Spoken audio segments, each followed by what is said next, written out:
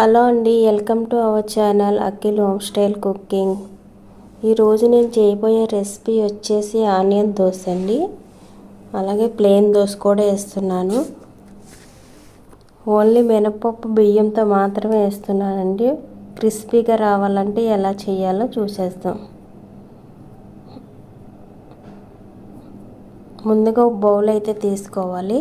అందులో ఒక గ్లాస్ మినపగుళ్ళు అయితే వేసుకున్నాను. ఒక గ్లాస్ మినపగుళ్ళకి 3 గ్లాసుల బియ్యం అయితే వేసుకోవాలి.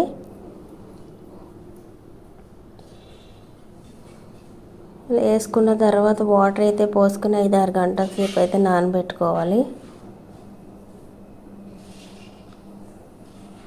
5-6 గంటల తర్వాత ఇలా అయితే నానేయండి. ఇప్పుడు శుభ్రంగా అయితే కడుక్కొని మిక్సీ జార్లో వేసుకుని గ్రైండ్ చేసుకోవాలి.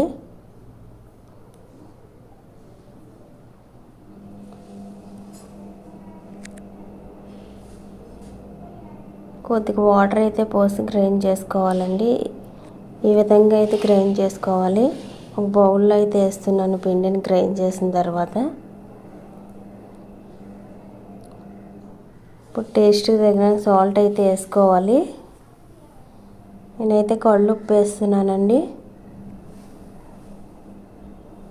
ఇప్పుడు మూత పెట్టేసి ఓవర్ నైట్ అంతా నానబెట్టేసుకోవాలి.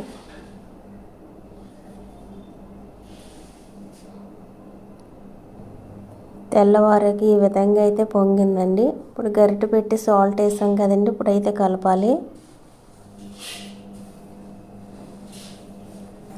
ఇప్పుడు స్టవ్ ఆన్ చేసి ప్యాన్ పెట్టుకోవాలి.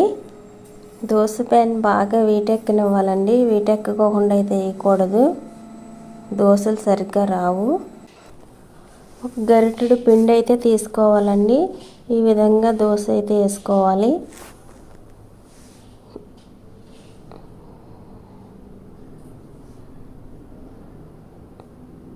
దీని మీద కొద్దిగా ఆయిల్ అయితే వేసుకోవాలి.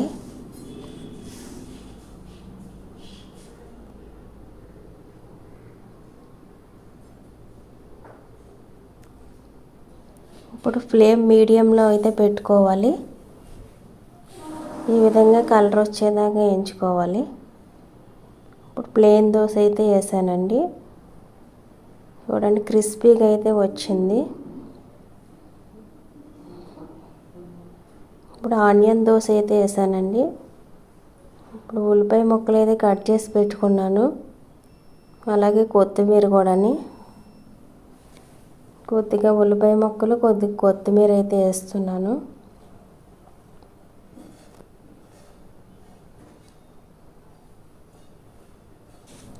కొద్దిసేపు అయితే కాలనిద్దాం.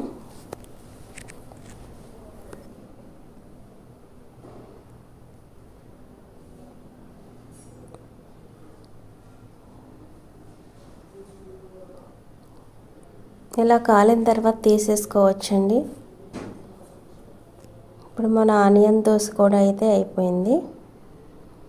చూడండి ఎంత క్రిస్పీగా వస్తున్నాయో. ఓన్లీ మినపప్పు బియ్యం ఉంటే చాలండి.